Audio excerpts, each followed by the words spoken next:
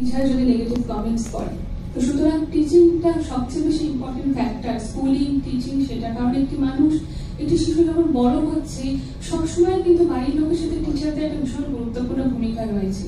তো সুতরাং child mental health বুঝতে গেলে সবার আগে যেমন বাবা মা সবাইকে সুস্থ থাকতে হবে, বাবা মার মেন্টাল লাইফ যেমন ভালো রাখতে হবে, বাবা মা একে অপরের প্রতি রেসপেক্ট থাকতে হবে, সেটা যেমন দরকার শিশুদের মানসিক স্বাস্থ্য ভালো রাখতে গেলে, ঠিক তেমন ভাবে সুস্থ স্কুল জীবন বা প্রাইভেট টিউটরের ক্ষেত্রে অনেক সময় দেখি যখন ক্লিনিক্যালি কাজ করছি, কেউ কেউ এসে বলেন, জানো তো আমাকে আমার প্রাইভেট টিউটর ভীষণ মারে, মানে ধরুন ক্লাস 5-6 এর বাচ্চা, বাইরের লোকে বলে সে বলছে পড়া করার তো 2-4 ঘন্টা দেবে না তো কি করবে, বেশ হয় বেশি করে মারতে বলে দিচ্ছে। বেশি করে মারলেই যে বেশি বেশি করে পড়বে সেটার তো কোনো গ্যারান্টি থাকে না।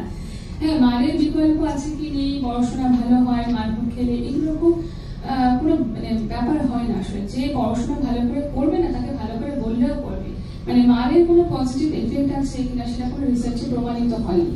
সুতরাং মানুষকে না মেরে, না বেশি করে বকে, আমার মনে হয় যদি মাত্র ভালোবাসা যায় এবং যদি তাকে ঠিক করে বোঝানো যায়, মায়ের থেকেও আমি যে অপছন্দ করছি সেটারও যদি তাকে বোঝানো যায়, তাহলেও মনে হয় তার সিরিয়াসনেস গ্রো করবে।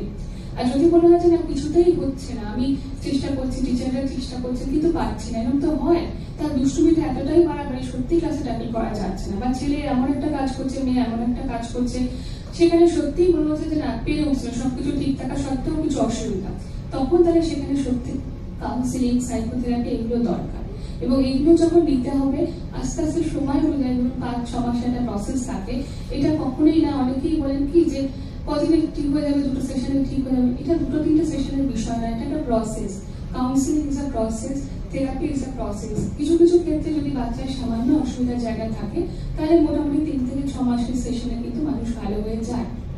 আর যদি সেটা ক্রনিক হয়, জেনেটিক্যাল প্রবলেম হয়, তাহলে সেটা হয়তো সারা জীবনের একটা ইস্যু, যেমন অটিজম, যেমন ইন্টেলেকচুয়াল ডিসেবিলিটি। কিন্তু সেখানেও counselling, psychotherapy, special education, speech therapy এইগুলোর সাথে থাকলে একটা বাচ্চা কিন্তু অনেকটা ভালো থাকে। এবং সত্যি কথা বলতে গেলে বাবা মা যদি উৎসাহ করে সেই থেরাপিগুলোকে লাগাতার করিয়ে যায়, তাহলে না বাচ্চাটি অনেক কিছু করতে পারে, তার এই যে ডিসেবিলিটি গুলো থেকে ছাপিয়েও সে প্রতিষ্ঠিত হতে পারে। কিন্তু যেটা হয় কি, বাবা মানুষ ধৈর্য হারিয়ে ফেলে, সারাটা জীবন থেরাপিও বাবা, তাহলে তো আমার কোনো লাভই নেই, তাহলে ওদের ঠিকই হবে না।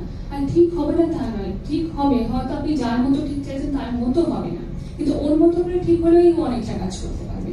সুতরাং এই জায়গাগুলোকে ভাবতে হবে, আমাদের প্যারামিটার্স গুলোকে ঠিক করতে হবে, তবেই শিশুর মন ভালো থাকবে। এবং প্যারেন্টিং, বাবা মার সাথে শিশুর সম্পর্ক, বাবা মা নিজেদের